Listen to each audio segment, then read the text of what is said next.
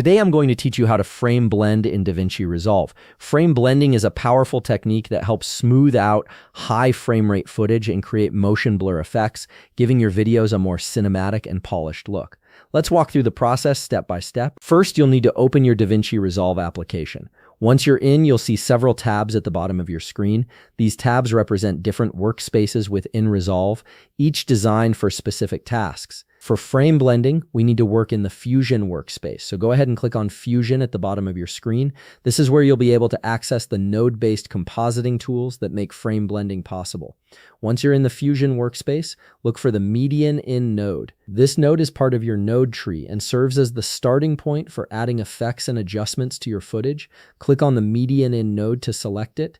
This ensures that any effects you add next will be properly connected to your footage. Now press Ctrl and space on your keyboard simultaneously. This keyboard shortcut opens up the effects library, which contains all the tools and effects available in Fusion. It's a quick way to search for and add effects without having to navigate through multiple menus. In the search bar that appears, type frame average. This is the specific effect we need for frame blending. Once you see frame average in the results, click on it and then click add. This will insert the frame average node into your node tree, connecting it to your footage. After adding the frame average effect, direct your attention to the upper right corner of your screen. Here you'll find the inspector panel. Click on Inspector to open it. The Inspector panel is where all the settings and parameters for your selected node appear, allowing you to fine-tune exactly how the effect behaves. Inside the inspector, you'll see the frame average settings displayed. The most important parameter here is called frames. This is where you'll input a number that determines how much frame blending occurs. Here's a simple tip to help you get the perfect amount of blending based on your footage's frame rate.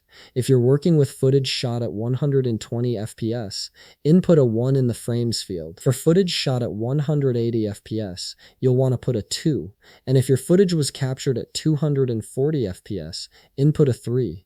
This scaling ensures that your frame blending is proportional to your original frame rate, giving you smooth, natural-looking motion blur. And that's it. You've successfully set up frame blending in DaVinci Resolve. Your footage should now have that smooth, motion-blurred quality that makes high frame rate content look more cinematic. If you found this video helpful, please leave a like, subscribe, and see you in the next video.